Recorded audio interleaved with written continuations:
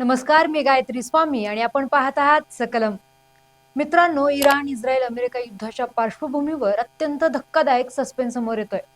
एका बाजूला इस्रायलचे पंतप्रधान बेंजामिन नेत्यानाहू जिवंत आहेत की नाही यावरून संशयाचं धुकं दाटलंय. तर दुसरीकडे मुस्तफा खामेनी इराणचे नवे सुप्रीम लीडर झाल्यापासून ते लोकांसमोर आलेले नाही. यात नुकताच नेत्यानाहू यांचा कॉफी पितानाचा व्हिडिओ व्हायरल झालाय. त्याला घेऊन शंका कुशंकेचं वावटळ उठलंय. या सगळ्यांमध्ये डोनाल्ड ट्रम्प यांची खळबळजनक विधानं. त्यामुळे पडद्यामागं घडतंय तरी काय? हे नेते खरोखरच जिवंत आहेत काय? असतील तर ते कुठे आहेत? आणि या अफवांमुळे हे युद्ध लढतंय तरी कोण, असा प्रश्न सर्वांनाच पडलाय. आज आपण या सर्व घटनांचा उलगडा करणार आहोत, जे ऐकून तुमचे डोळे विस्फारतील. त्यामुळे हा व्हिडिओ शेवटपर्यंत नक्की पहा. सुरुवात करूया इस्रायल पासून. 14 मार्चला तेल अव्हिव मध्ये एक महत्वाची लष्करी बैठक झाली, पण तिथे नेत्यानाहू गायब होते. चर्चा सुरू झाली की नेत्यानाहू मारले गेलेत. यावर पडदा टाकण्यासाठी इस्रायलने एक व्हिडिओ प्रसिद्ध केला, ज्यात नेत्यानाहू कॉफी पिताना दिसत आहेत. पण इंटरनेटवरील डिजिटल डिटेक्टिव्हनी एक भयंकर चूक पकडली. व्हिडिओमध्ये नेत्यानाहू यांच्या एका हाताला 6 बोटं दिसत होती.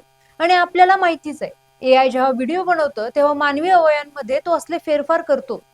इतकंच नाही तर नेत्यानाहूंचा मुलगा AR नेत्यानाहू, जो दिवसाला 20-25 पोस्ट टाकायचा, तो गेल्या काही दिवसांपासून सोशल मीडियावर पूर्णपणे शांत आहे. त्यामुळे नेत्यानाहू जिवंत आहेत की नाही याबाबत चर्चांना उधाण आलंय. नेत्यानाहू खरंच कुठे आहेत? की इस्रायल केवळ वेळ मारून नेण्यासाठी AIचा वापर करतंय? की IRGC म्हणजेच इराणी रिव्होल्युशनरी गार्डच्या भीतीने नेत्यानाहू अंडरग्राऊंड झाले आहेत? हे आणि असे बरेच तर्कवितर्क लावले जातात. आता वळूया इराणकडे. आयतुल्ला अली खामेनी यांच्या मृत्यूनंतर त्यांचे 56 वर्षाचे चिरंजीव मुस्तफा खामेनी सत्तेवर आले. आयतुल्ला अली खामेनी यांच्या राहत्या घरावरच हल्ला झाल्याने यात मुस्तफा यांनी एकाच दिवशी त्यांचे वडील, आई, पत्नी आणि मुलगा गमावले.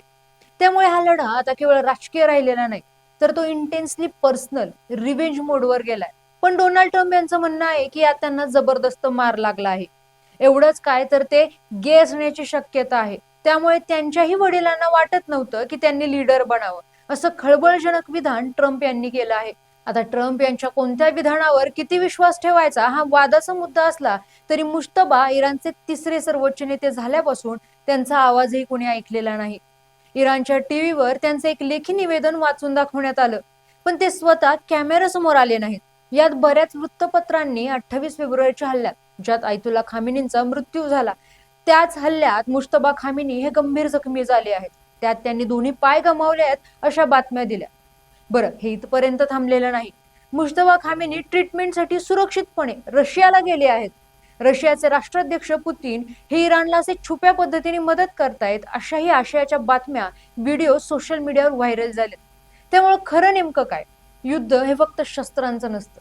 यात समोरच्याचं मानसिक खच्चीकरण करणं हा व्यूहनीतीचा भाग असतो. आपल्याला माहितच आहे, वर्ल्ड वॉर 2च्या वेळी ब्रिटिशांच्या नॅरेटिव्ह सेटअपने त्यांनी जर्मनीला चहूबाजूने घेरलं आणि अमेरिकेला स्वतःच्या बाजूने वळवलं. हे प्रोपगंडा आणि नॅरेटिव्ह सेटअपचं महात्म्य. सध्याही याच तंत्राचा वापर होत आहे. म्हणजे नेत्यानाहू जिवंत आहेत हे दाखवण्यासाठी याचे व्हिडिओ बनवले जातात, तर मुस्तफाच्या नावाखाली अफवांचं पेव फुटतंय. नेत्यानाहूंची कॉफी असो वा मुस्तफाचं मौन, समाज माध्यमांवरच्या या आणि अशा प्रकारच्या अफवा हे युद्धाचं तंत्र बनलंय. अशा माहितीची खात्री केल्याशिवाय विश्वास ठेवू नये. तुम्हाला काय वाटतं? नेत्यानाहू, मुस्तफा खरोखरच जिवंत आहेत काय? इंडियन चाणक्य नक्की काय म्हणतायत हे आम्हाला ऐकायला नक्की आवडेल. त्यामुळे कमेंट्स मध्ये तुमचं मत नक्की सांगा आणि पाहत राहा सकलम.